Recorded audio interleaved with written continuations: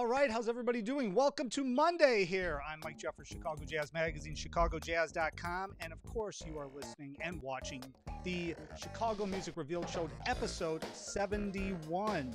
Yes, 71, Monday through Friday right here, 6 p.m. Central Standard Time. Always great to have everyone chiming in. If you're watching this, please like it, please share it. Leave us a comment. We are streaming on Chicago Jazz Magazine's Facebook page, on Chicago Music Revealed's Facebook page, on the Chicago Music Guide's Facebook page, and of course then this all goes up on chicagomusicrevealed.com.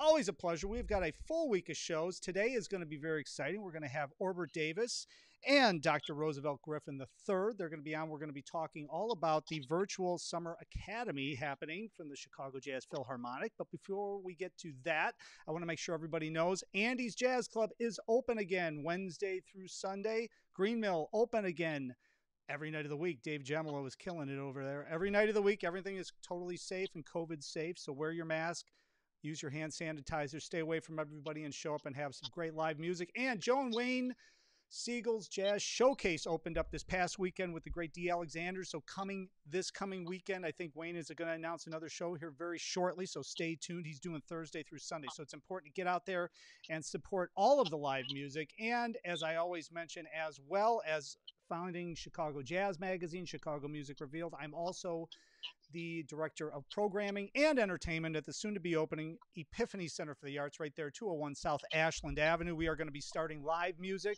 7 nights a week over there starting in September. COVID safe. We have a lot of protocols going in place, so stay tuned, and we will be announcing everything at epiphanychi.com. Now, that's enough of the intro. Let's get right to it. Orbert and Roosevelt, welcome to the show. I'm glad we could jump on and talk about this exciting camp you guys are going to be presenting here July 20th through July 31st. How are you guys? All right. Great. Yeah. Well, it's a pleasure having you both on. And, Orbert, you and I have, you've done the show many times over the years, the podcast, the show, we've done in-person things and everything else. But this is probably the first time that we're talking about this camp. And I know we've talked about this camp in the past because you've been doing this for many years. But this is the first virtual camp for obvious reasons. I think to me, my question to you is, when did you decide to have to make that right-hand turn and take this whole thing virtual? It was actually pretty early. Matter of fact, as everyone knows, everything went virtual. So back in March, I mean, we were looking at our calendar. We had to cancel quite a few performances, a couple trips, and we just kind of looked at the calendar and then we saw how things were going, and especially how life is going and where we are. So we wanted to make the decision early enough so that we could adjust to it. Well, and doing something virtually, especially since you weren't planning to do it virtually, I mean, what kind of a heavy lift was that? Because it's not just like, oh, well, okay, we'll just do all this virtually, no problem. I mean, there's a whole other ball game happening here. So, I mean, what kind of a lift was it when you were, getting involved, and how much technology did you guys do a lot of virtual stuff already at the Chicago Philharmonic? Philharmonic. So what was the learning curve on this? Well, it was kind of emergency, from March. I mean, so all of our programs, including our other company, Discover Music, Discover Life, everything went on a virtual platform. So we're really forced to learn it very, very quickly, to learn, how to make Zoom work best. Right. And also as a parent, Roosevelt can speak to this too, is our kids, 4 of mine and 2 of his are all moving to that platform, and you really have to dive in and learn how to swim. So, but I'm really proud of what we've done with the camp and preparing for next week, because there's so many things, so many layers, but we have got a team, and even now this week we're working out assignments of who's going to do various things, making sure that every teacher has the right microphone and video set up, and we're actually treating it like a production. It's a run of show. Who does what, when, and where, and we're going to make it all happen. Well, I'll tell you what. Let's talk a little bit about what you're going to be having happen, because from what I can tell, this is a really, really robust camp that you have that's going to be virtually, and it's really laid out structure. It's structured really well. So let's talk a little bit about the structure of it. I mean, it's 2 weeks, starts at 10 a.m., goes till 2 p.m. every day, Monday through Friday. Talk a little bit about the structure of it. Well, I'm going to let Roosevelt take it, and I'll chime in, but because he has a lot of great ideas that went into the planning of the camp. Go ahead, Rose. Yeah. So again, thanks for having us on today. Sure. Uh, I know we approach this with the mindset from the mindset of a student. So we understood that the students had to be engaged, Yep. and so when we also understood they had to learn. So we kept the same type of curriculum we would have normally had during camp. And we also included a lot of fun things so to kids coming back. Because with that, a lot of our students, no matter how much fun they're having during that 50-minute or 1 hour rehearsal time virtually, they can easily be distracted by a sibling or a YouTube notification or something, right? Right. Oh, there's So right, or I need something to eat. So what we try to do is understand all of those things along the way. So again, I'm doing ensemble, but I realize that I can't have a in-person ensemble class. Right. So what we're doing is we all of the students will receive the material, and they will have a 50-minute block with me where I can talk about concepts, I can demonstrate concepts, I can then have them model the concepts pertaining to that particular piece. The next hour they'll shift and they'll learn from some of the greatest musicians in the world, Yeah. as right. far as I'm concerned. They'll learn on their instrument during master classes, and so the kids will flip. So one second or 1 hour I'll have the youth ensemble. The next hour I may have a group of beginners, Oh wow. and then there's yes, and then there's a time where they'll actually have workshops. Because again, when we talk about the Chicago Jazz Philharmonic Jazz Academy, we're talking about music, but we're actually talking about life for Yeah. students and, Mm. and and and all of us growing in this life together. Right. So we have workshops, various workshops. We have panels with artists from all over the country chiming in. We have question and answers. We have a Fortnite tournament. I mean, we have, we're really trying to keep the kids going and learn and have Yeah. fun learning. Yeah. There's So, a movie night too. We're gonna have Andy Davis, who's the director of such movies as Holes and The Fugitive. He's going to do a shout out, and we're going to play one of actually his first movie. So there's family time as well. So as soon as we'll be able to ask questions and all that.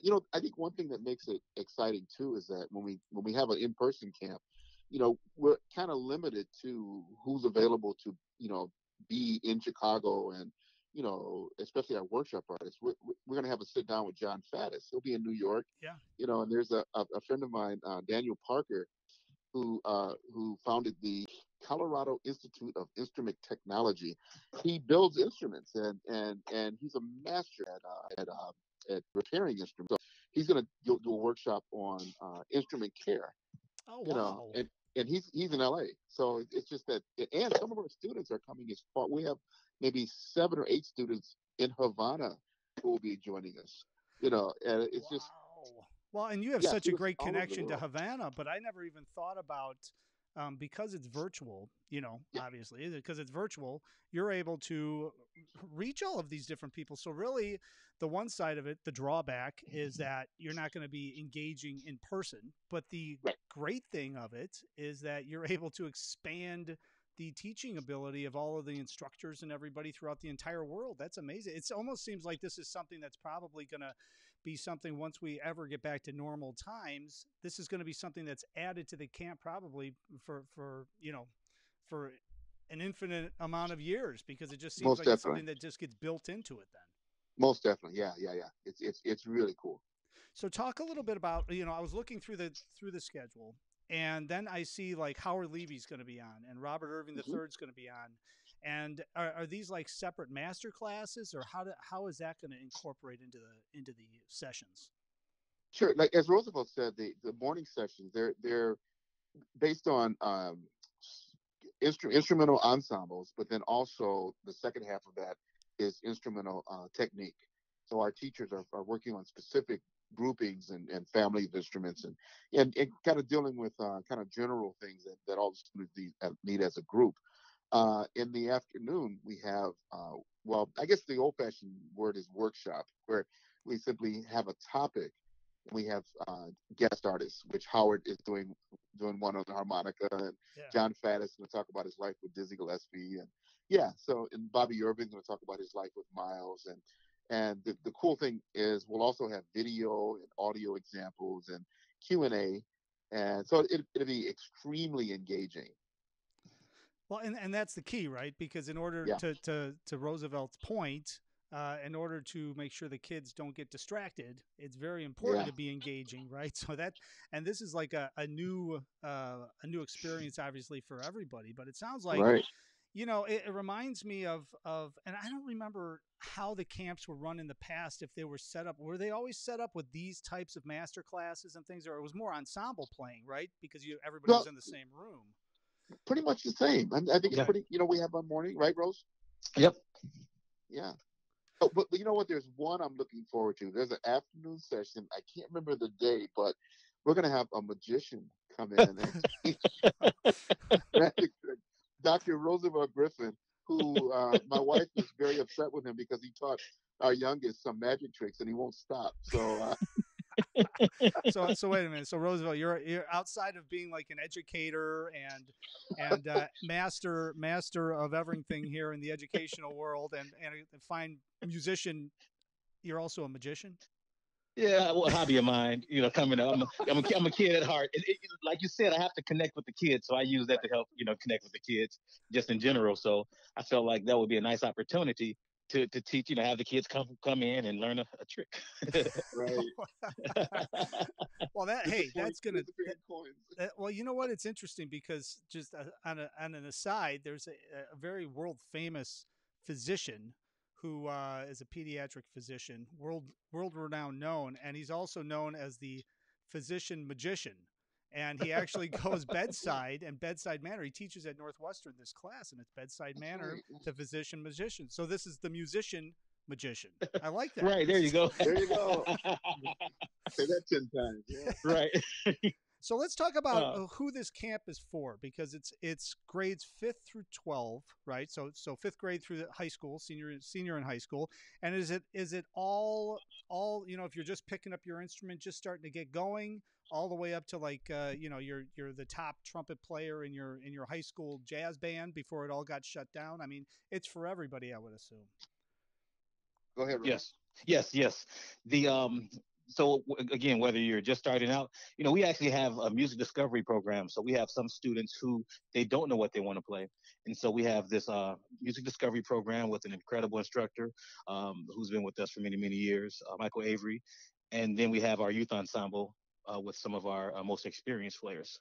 So yes, So Yeah, talk. I what's think funny is that is some of the students who have been with us, especially at our Saturday camp, are as young as 10 years old, but they're playing in the high school group right. Wow. because they've been that exposed, and they have to be in a group that challenges them at the same time. So whereas I think last year we had a few high school beginners, but Yes. no one feels as if they're under where they should be. It's all about lifting everybody up and taking everybody to the next step. Roosevelt, talk a little bit about it, since I mean, Orbert can talk as well, but why don't we ask Roosevelt first?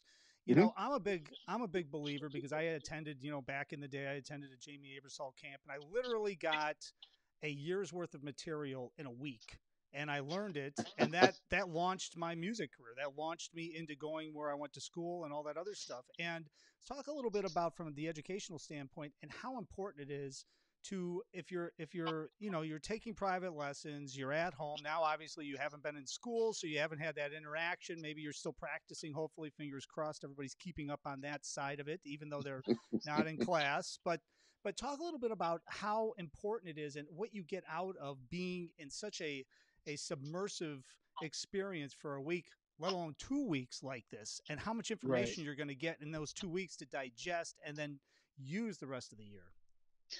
Right. So as Orbit said, the virtual cap is really set up like we would normally do it if we were face to face. And we've always said that there's a lot of camps where you can receive a lot of material. you'll learn the coolest scales, and it's all about playing, which is Yep. fantastic.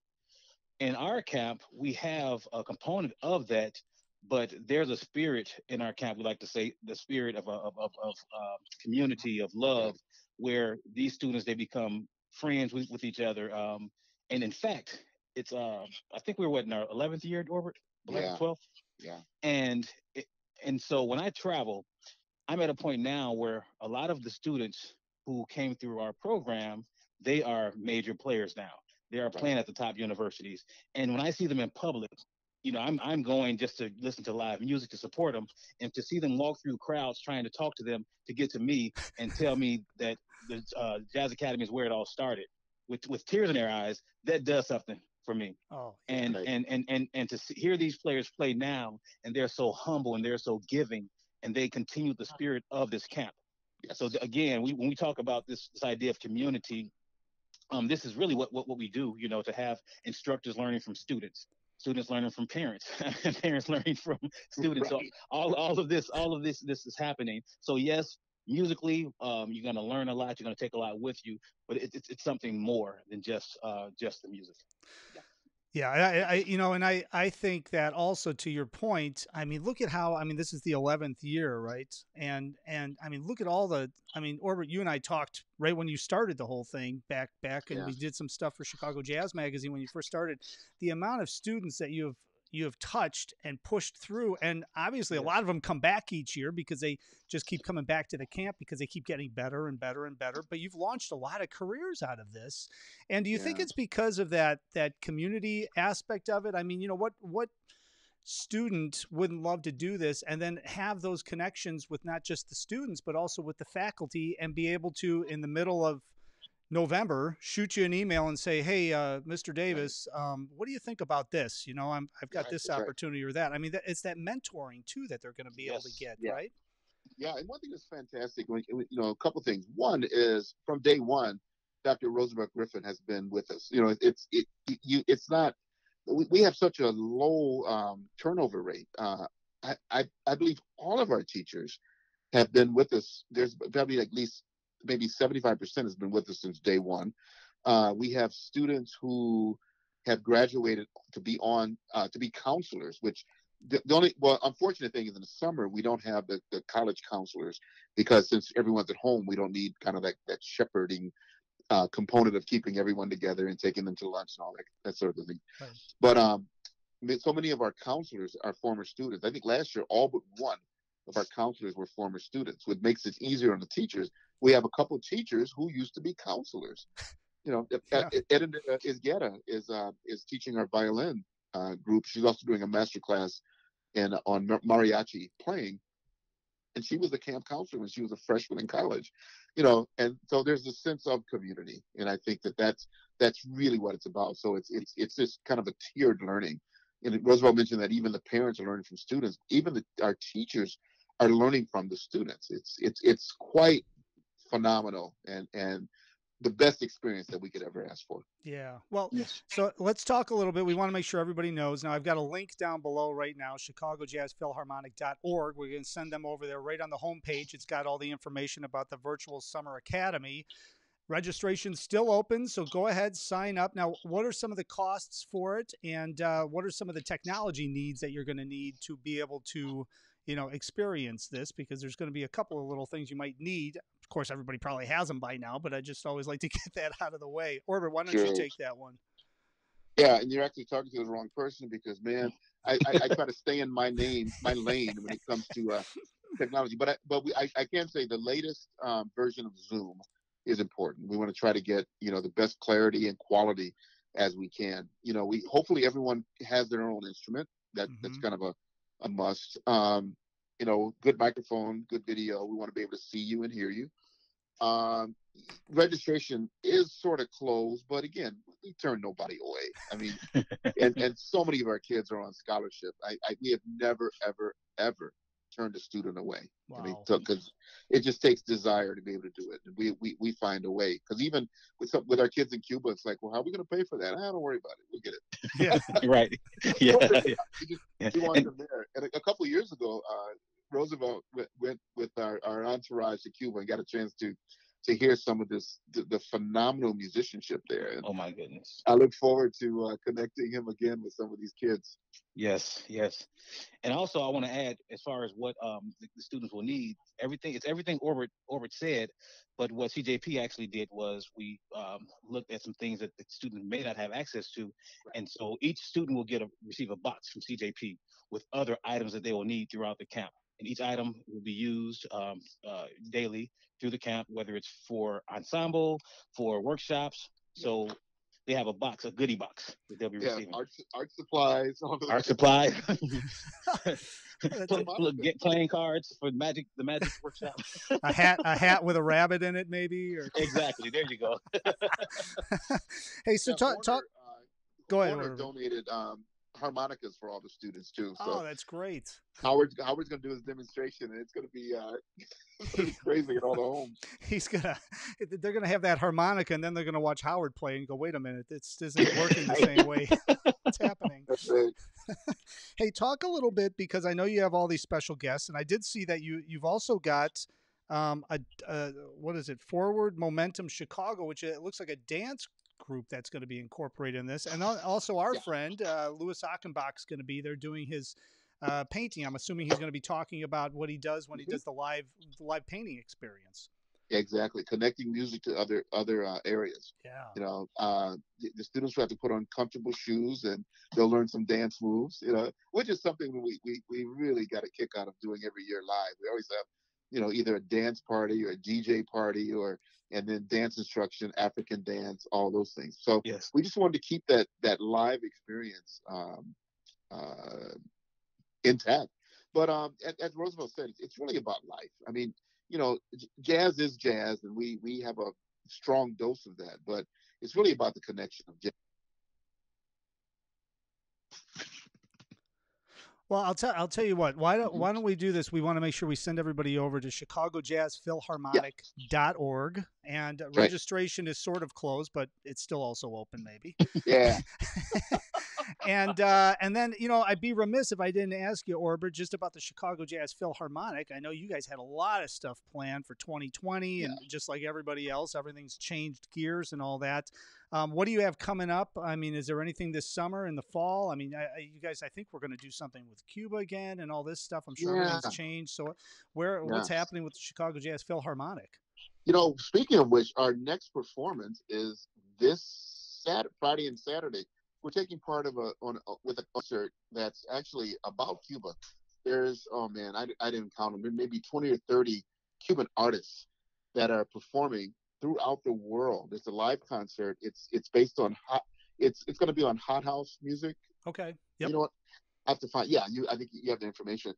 And we're actually opening the concert, which I'm doing I do a 2-minute introduction, and with my COVID hair and my my all white beard, I went rogue. Nobody's going to recognize you. No one's going to recognize, but they'll recognize my voice at least. But I opened the concert, and then we're basically just playing 2 selections from the concert where the 35 students came to Chicago with the full orchestra. Yeah. So we have 2 pieces, and it's such an honor to be involved with heavyweights. I mean, really, it's going to be a 2-night festival.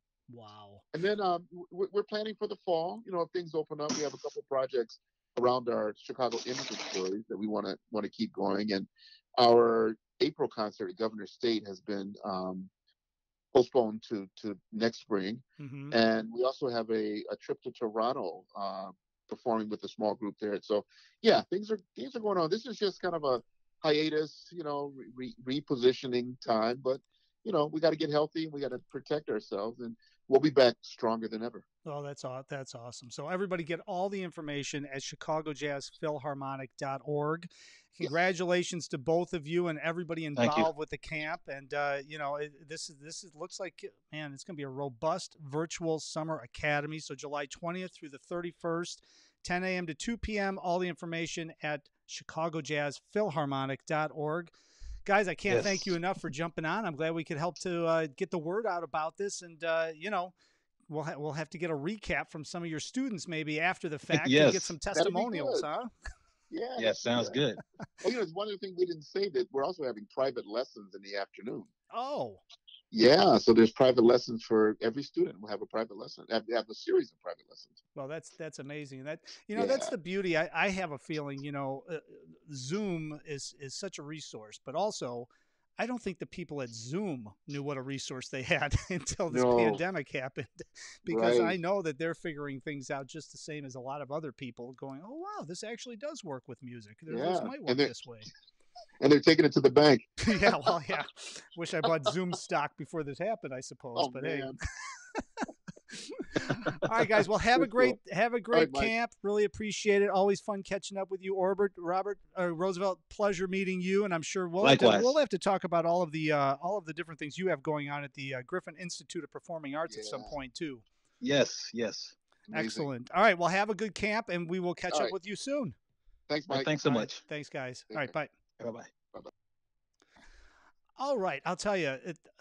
Go to the website chicagojazzphilharmonic.org and check out the entire list of performances and everything that's happening over there for this summer jazz camp. I mean, it's robust. When I looked at it, I was like, wow, man. So go check it out. I'm telling you, all these different summer jazz camps are going online.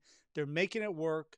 And the good news is that, the kids have not been in school in a long time. It is very important for them to be able to engage and be able to stay motivated, especially in the music field, right? I mean, if you don't practice your instrument for 4 or 5 months, you might never pick it up again. So this is something that's very important, and it's a great thing to support. Obviously, ChicagoJazzPhilharmonic.org is a nonprofit, so you can go there if you don't play an instrument, don't want to do the camp, but you want to push a little money over towards the Chicago Jazz Philharmonic for all the scholarship money that they do and everything. They would greatly appreciate it. I am sure everybody needs a little help these days, and so anything you can do is always welcome. And wow, we have just had a full show here, and it's already over. So I appreciate everybody watching. Good news, Lydia Liebman is, we are going to have a national jazz artist on tomorrow, and we're going to announce that right after the show here because it just came in. I was looking at my text messages. So we'll announce the rest of the shows this week. I do want to mention that coming up on Friday for the Chicago Blues and Beyond, of course, with co-host Dave Katzman, we're going to have the Grammy-winning Kenny Beady-Eyed Smith is going to be on the show. And great drummer, great guy, does a lot of educational stuff as well. I know that he has virtual things happening as well. So we're going to catch up with him on Friday for the Chicago Blues and Beyond. That's on Friday, and a whole lot more. So everybody, as I always say, if you like this, please like it. Please share it. Love to have everybody watching. If you enjoy watching this, 6 p.m. every single day, Monday through Friday, Central Standard Time. Tell your neighbors, tell the family, call the grandkids. Chicago Music Revealed. I will see you back here tomorrow and the next broadcast. As always, stay safe, stay healthy, social distance.